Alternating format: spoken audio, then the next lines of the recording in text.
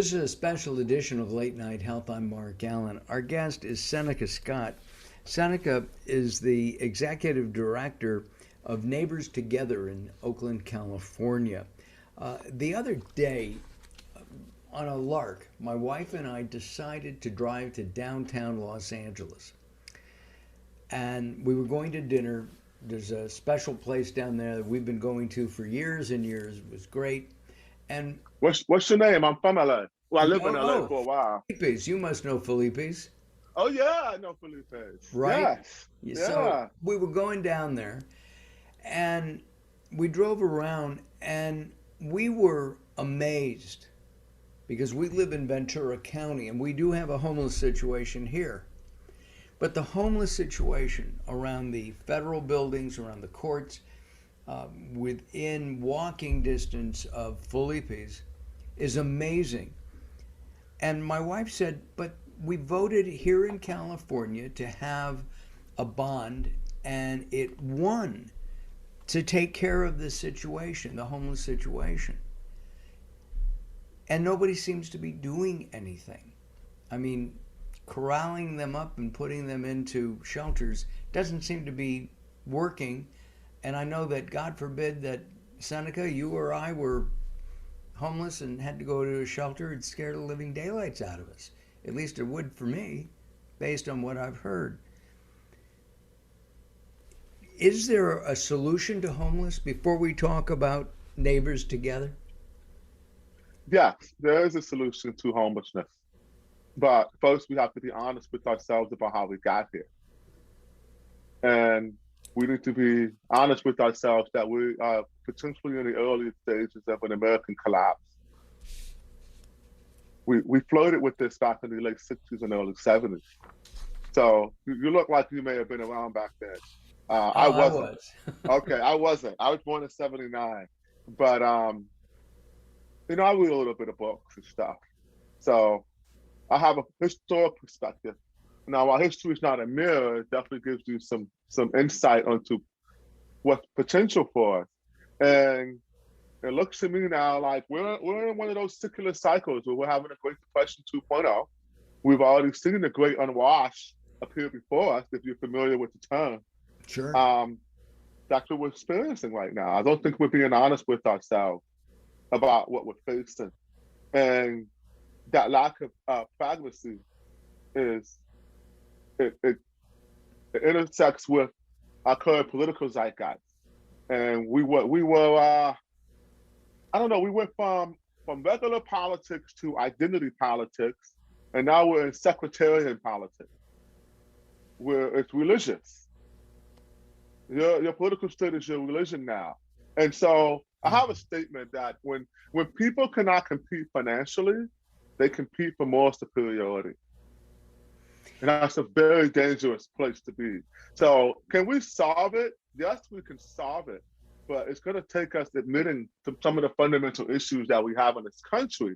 And unfortunately, root causes is the big buzzword right now. You're going to hear, if you haven't got sick of hearing it, you're going to get sick of hearing it. What's your rules for profanity on your show? I don't want to be a potty mouth if that's not acceptable here. Is that okay? It's, sure, why not?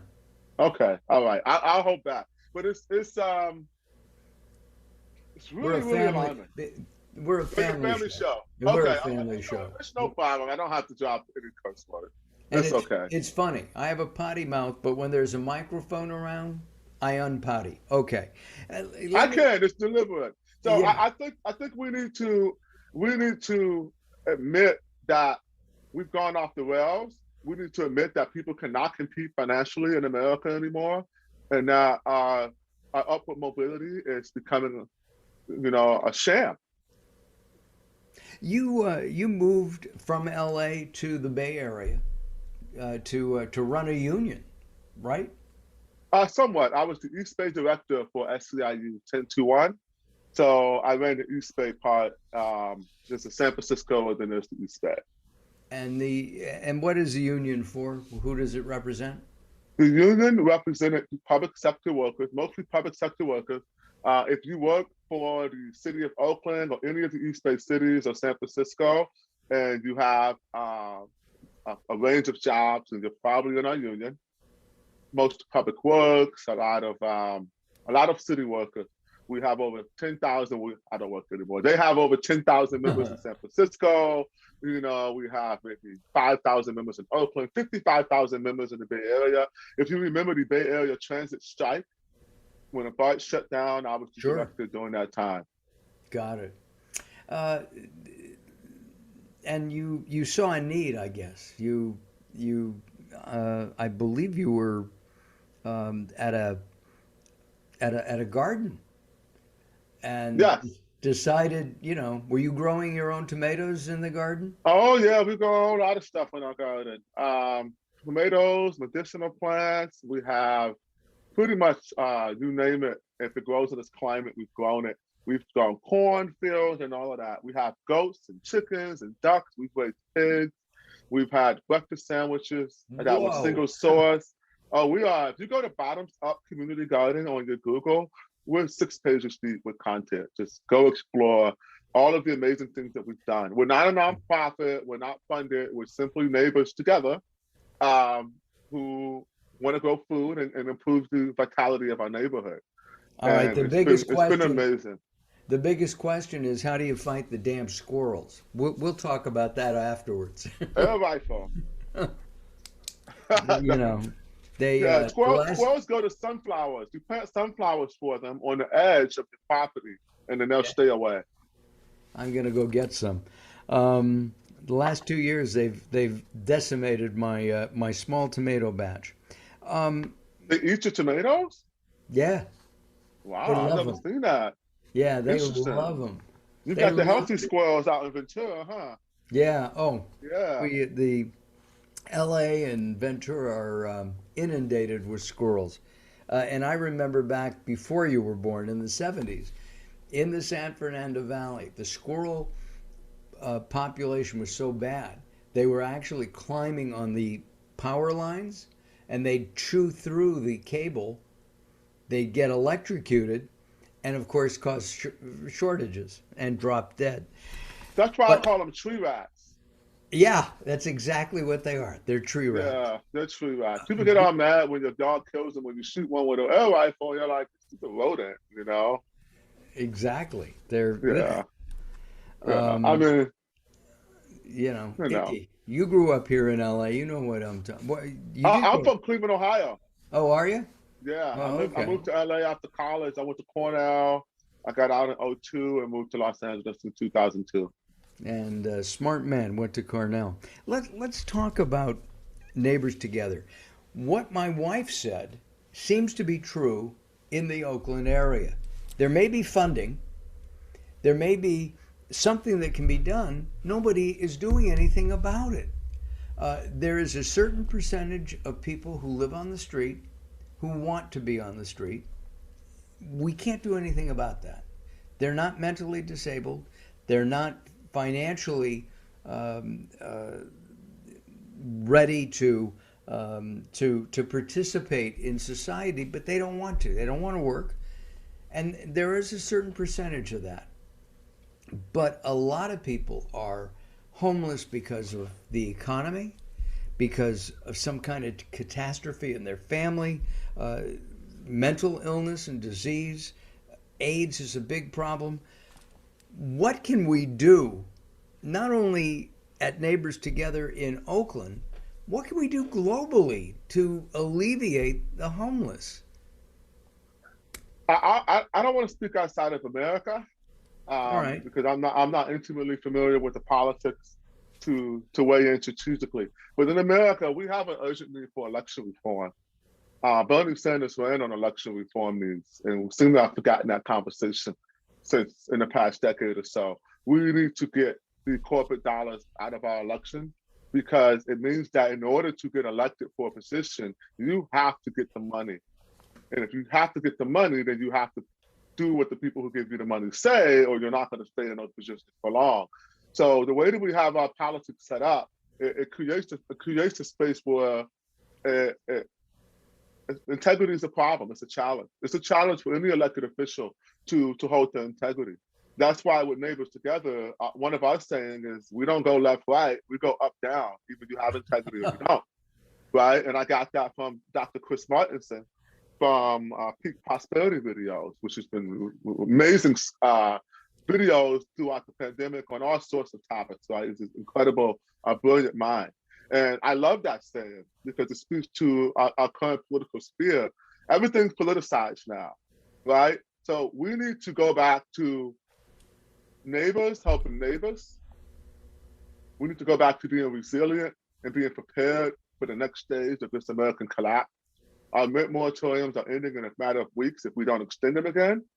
We have many more problems coming down the pipeline that if we're divided in this country, we're going to burn the country down. I say that in Oakland. If we're divided in Oakland, we're going to burn Oakland down. It's burning now. We have daily fires. It's a huge issue with arson right now in our city. So what we're looking at is we're at a crossroads and we need to decide what kind of country we want to be. So when you say that there's money there, but there's no public will. Public will is more important than the money. I'll give you a good example. Sure. Let's say you had a policy where you wanted to pay, this is a real story, on Nextdoor. Are you familiar with Nextdoor, right? No. It's an app where people can talk in their neighborhood. Okay, yes, sure. It could be a good thing or a bad thing depending on who's on it. But on Nextdoor, which I'm on it a lot, it's great for neighbors, here's a policy that will pay homeless people to clean up after their own camps. And you saw two arguments being forward. The first is, the data looks promising, let's do it. The other one was, oh great, now you're gonna pay these people to clean up the mess they made. Very snarky, very apathetic, very dismissive. And there's validity to that on the surface, right? Like, okay, people are making a mess. You're gonna pay them to clean up the mess they made. Why don't you just not let them make the mess? That would seem to be the logical thing. But life don't work like that, right? We can't not let them make the mess. You don't have enough coverage for that. So what do you do instead? If you pay people to clean up their own messes, a few things happen. One, they're doing a job. They're doing something every day. They're getting back into the sync of a semblance of employment. It keeps the place clean. It keeps public works from having to go over there with heavy equipment. And the numbers show that it creates a much more livable environment for the unhoused and the housed in our community while we figure this out. So the numbers suggest that it works, but there's no public will for it. What do you mean by public will? In other words, I'm sorry, go ahead. No, go ahead. Public will is, you know what? It's a great book in the Tipping Point by Malcolm Gladwell, where he talks about an alcoholic in Vegas and how this alcoholic in one calendar year cost nearly, and I'm just spitballing the numbers, roughly $1 million to keep this guy alive. They brought him to ER 3 times to bring him back to life. Then they made a program where they spent $200,000 on Bob to get him an apartment, to get him all the help he needed to get off AA, all the sources the supports that Bob needed. 1 year later, Bob paying for his apartment, he had gainful employment. Wow. It worked. But it took $200,000. Bob took out $1.2 million of our taxpayers' money in Nevada, went to one Bob. When he went to the hospital because he was dead, you got to bring him back to life. It's the law. You can't let the guy die, right? So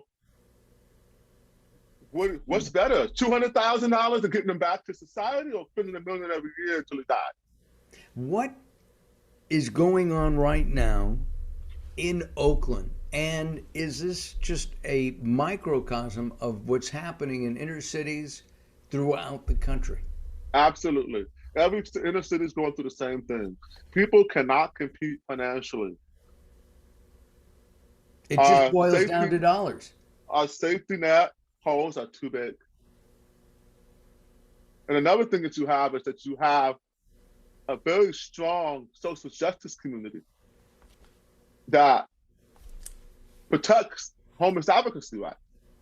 And the goalpost has moved, right? It moved from being in a place that was, you're actually really protecting these people, to now you're enabling this behavior. And that's another part that we're not talking about. In Oakland, in particularly, we have an encampment management policy that took a year to make. It was passed unanimously in October during the height of an election when people's jobs were on the line. So they voted for it. And then it's supposed to start January 1st, and it never began. And the reason that they give is anytime they want to do it, they're flooded with homeless advocates saying it's inhumane, you're evicting people. They're blatantly lying about it, right? But there's no counterpoint because our culture today has created a place where people are very worried about speaking out unless it's very curated to your current echo chamber. Is this a black and white issue, a people issue rather Absolutely. than a color issue? It's a race Racial. issue in the sense that 70% of people unhoused in Oakland are Black. I think official number is 74. Um, but if you look at the last 3 years, the average person who's coming to Oakland is white. So back in '08, you had a lot of Black people lose their home because of our lack of community wealth. And they ended up on the streets in the communities that they lived in. And if you go to maybe 2014, the average person you saw who was homeless in the neighborhood they grew up in or lived in previously. And they were Black. And now they're on drugs and they have mental health issues. 70% of people who are homeless have mental health and drug issues. And they're homeless. It's a triumvirate. And these drugs obviously plague the Black community more. Another issue is that because of this drug addiction, homeless camps center around open air drug markets. Because of the lack of enforcement and encampment management, encampments have become the open air drug market. They're no longer centered in open air drug markets. They have become the drug markets because the Fourth Amendment and the right to camp in public camping allows drug dealers to set up a tent, and now you can't search it. It's easier to get a search warrant for a house than it is for a tent because the city protects the homeless. We're coddling people at this point. We have a failure to triage. When you're faced with a disaster, you don't go into an earthquake, hear people screaming for help, and then sit around in a circle and say, let's figure out how we can help everyone before we make any moves. Because that's what we're doing right now. We're not out there getting involved in helping people who could be helped.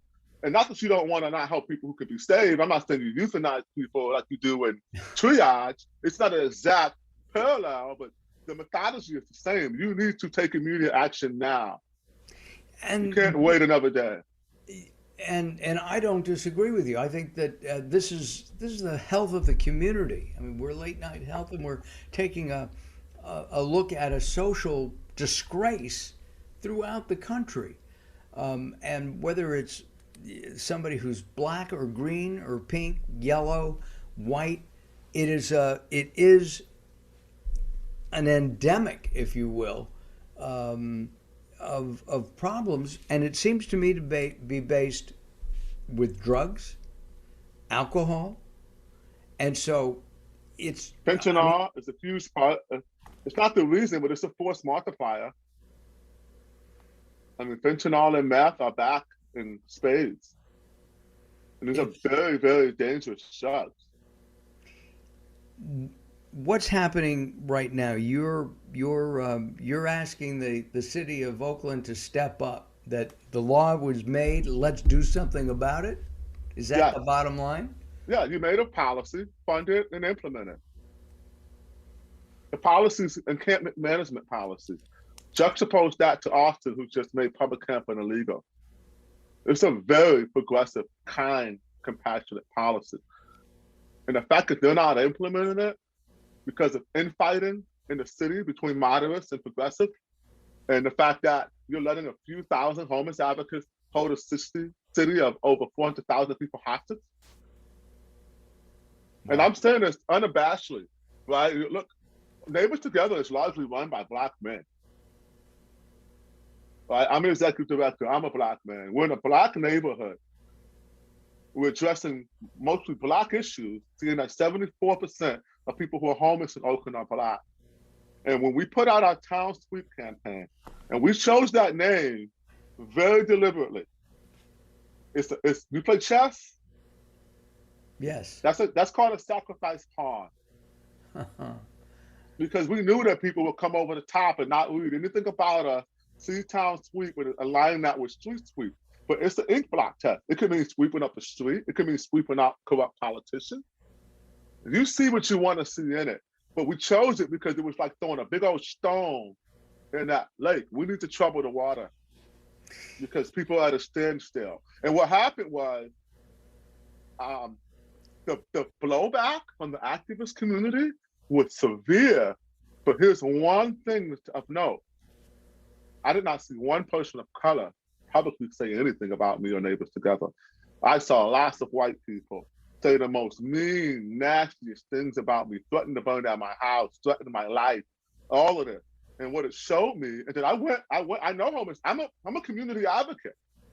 I'm an activist. I know people in these communities. I went right to them and said, "What's going on here? What's going on?" And I said, "This is an alarming pattern," and I'm not afraid to say it. Every single person who came out and said something in public negative about Neighbors Together in Town Tweet, without doing any research, was white. But is it?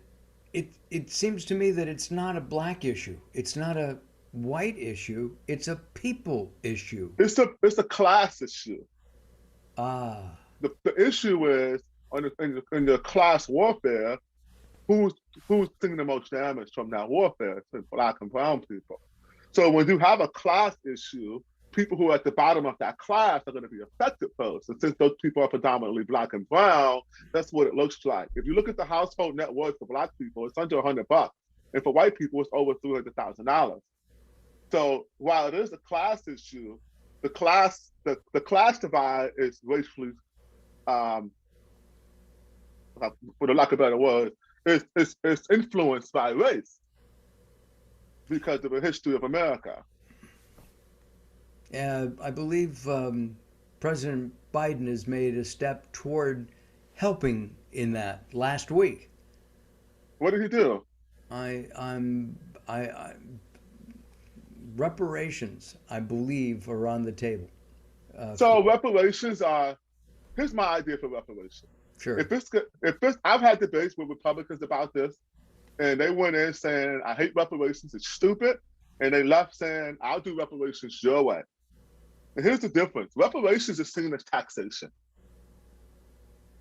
So if I'm a person of wealth and I'm white and I see reparations as a form of taxation because I'm right of center or I'm center, and I don't trust the individuals who are going to tax me and supposedly use that money to better the Black community, I'm against it. So my reparations plan is something that I think most people will vote for the next 20 years. If you are Black or Native American, and let's not get into the percentage of whatever. If you're Black or Native American, we can work that out later with a test. For the next 20 years, you don't pay state, federal, or capital gains taxes. You also don't pay for public education, higher education. 20 years. That's reparation. Why? There's no taxation. It's a great idea. You only get reparations if you want it. That's it. That way nobody wastes any money. All of the adversaries go away. And I've sold that idea to hardcore Republicans. They're like, "I'll do that. I'll vote for that." Wow. Because if you look at the numbers, that's less than 20% of America. The Black and Native American population is less than 1/5 of this country. We can afford that bill. Yeah, and that would be for public schools, not necessarily private. No, not private schools, but public schools. Public schools. lower education is already free, K through 12. Got it. But community colleges and higher education, the state colleges are not. Right. I mean, you here in the Southern California area or California, San Francisco State, Cal State Northridge, where I went. Free. Oh, you went to Northridge. I used to be a union rep there. Great school. Oh yeah. Yeah, I used to be the union rep for that. I used to live right over in Northridge area, in the valley. Yeah, I was there for a number of years running the NPR station. One of the nice. on the station. It's now rock and roll. I'm really let's take a look at the Lower Bottoms and the Bottoms Up Cafe as we wrap up our time together. Tell us about that. Oh, the cafe, we stopped maybe 6 years ago. We were a phenomenon. We had people coming from Chesapeake and Berkeley, from French Laundry up in Napa. We were mostly Wow. single source breakfast sandwiches. Like we raised our own hogs, cooked them, made bacon. We made strawberry black pepper jam from strawberries that we Ooh. that we grew and peppercorns that we grew. It was amazing, and we wanted to start a restaurant and we wanted to keep it in our neighborhood, but because of the lack of development, there were no kitchens there. Every building that we saw, the owner wanted us to do the improvements, Uh, right? So the business model you didn't work should look out, so at we it never now. There did it. may be, because of COVID, a lot of restaurants have gone under, They unfortunately. have, unfortunately, and I'm happy we didn't do it because this would have been a year we were projected to probably be in the black. Would have been 2020. Right. It would have Uh, been really, really disastrous. But the garden itself is a phenomenon of force. It led to Oak Color Festival. So our street festival was both and started in our community garden. If you go to Maker Magazine, Make Scene, they did a beautiful write-up on Ocala and Bottoms Up Community Garden that I think is the best place to find our full story of how that came out. well, we're gonna have you'll let me know, and we'll have that up here on our show video Yeah, I'll throughout send you the links. our entire time. Seneca, where is Neighbors Together going? What's the future? The next 6 months? Neighbors, next 6 months, we want to gain a robust membership across the city. Right now, Oakland is divided between neighborhoods. We want to create an Oakland where there are no good neighborhoods or bad neighborhoods, but thriving neighborhoods throughout where everyone wants to live. There are advantages to the hills, but there are advantages to the bottoms as well, right? The hills may have the views, but over here in the bottoms, we're 5 minutes from San Francisco. I could be in the financial district of San Francisco quicker than someone who lives in San Francisco, right? And the great So restaurants there if you can the afford them. great restaurants, you have access to downtown. So West Oakland is one of the fastest growing neighborhoods, and it's getting very expensive. So it is. We want to save our city. We want to bring neighbors together across races, across classes, and under the vision that we all need to be united to be resilient. And our four tenets are community safety, localized agricultural systems, thriving local businesses, and accessible housing. We say accessible as a nod to the current housing crisis.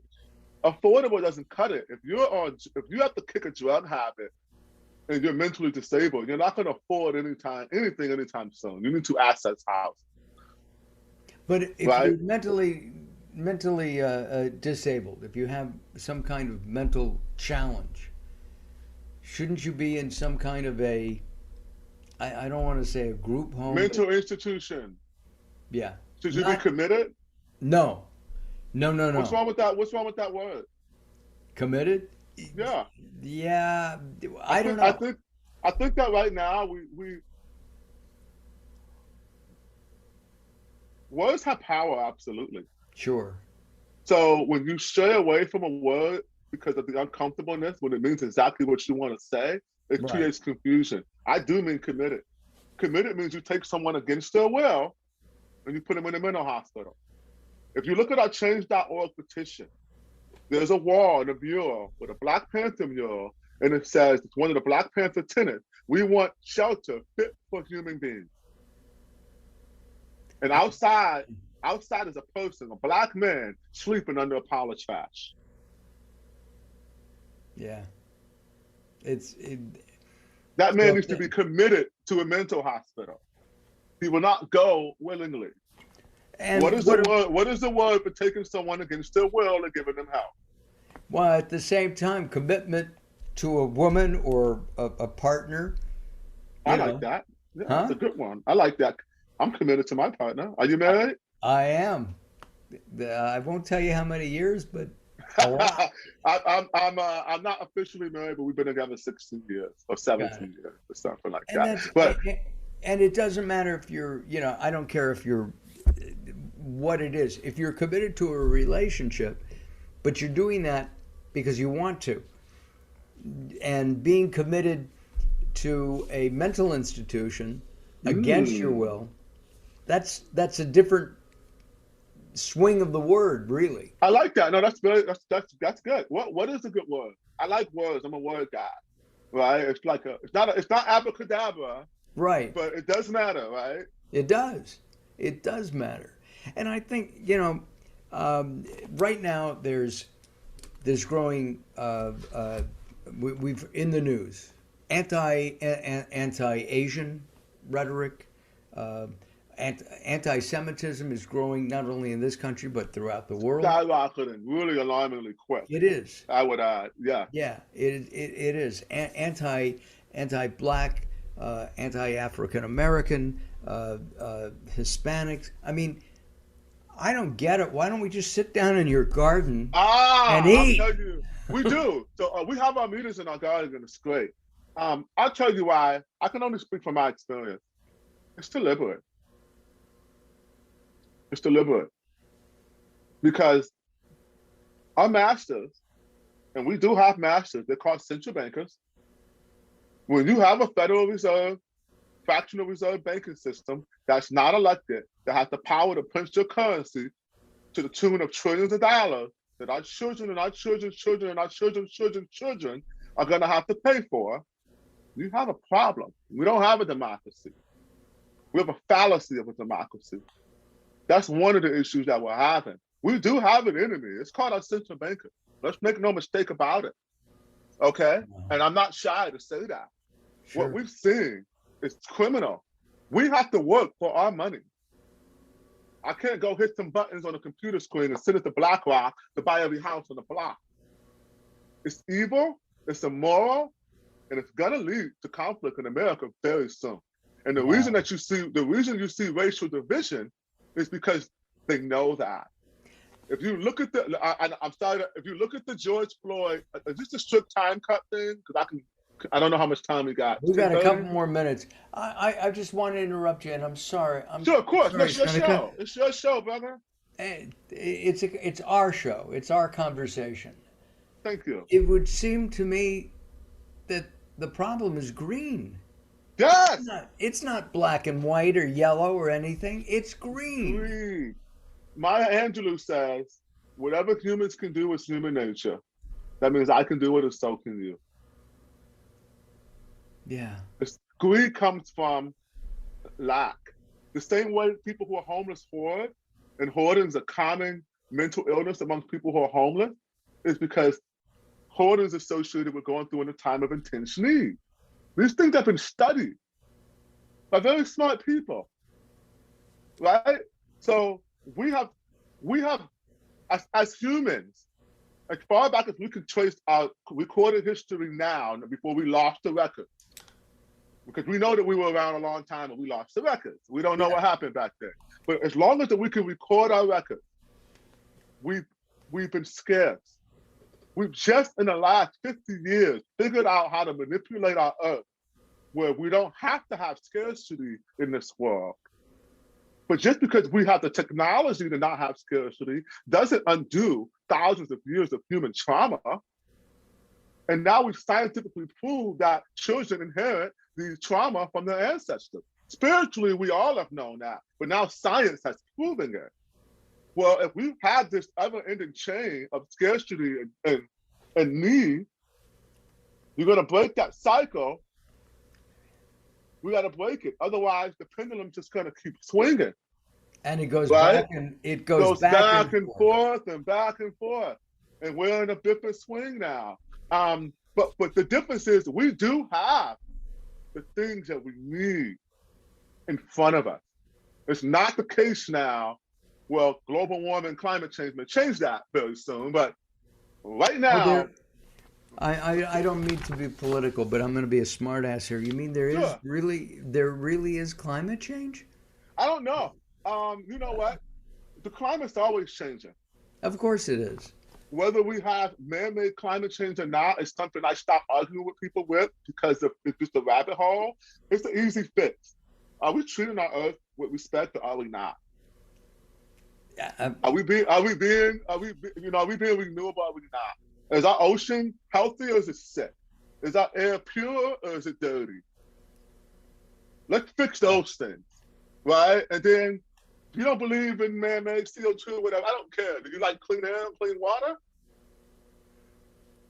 Yeah. Then let's talk about that. You know, because it's political now. And I've Seneca. seen, I've friends on both sides of that fence. To be honest with you, I do. Yeah, it's Seneca. We're gonna wrap up, but I invite you to come back when you want to do this again. You'll let us know, and we'll find some topics. I hope you enjoyed what we're doing. Listen, everybody. I do really very Uh, much. Thank you for the time. oh, my pleasure. This is Neighbors Together. What is the website that you want people to go to? Go to neighborstogetheroakland.org. Neighbors Together, Oakland.org. Great. We'll have that up here on our on the screen, and we appreciate your time. Hold on, I'm Mark Alyn. This has been Late Night Health, and we're talking about healing the planet one city at a time. We'll be back very soon. Bye bye for now.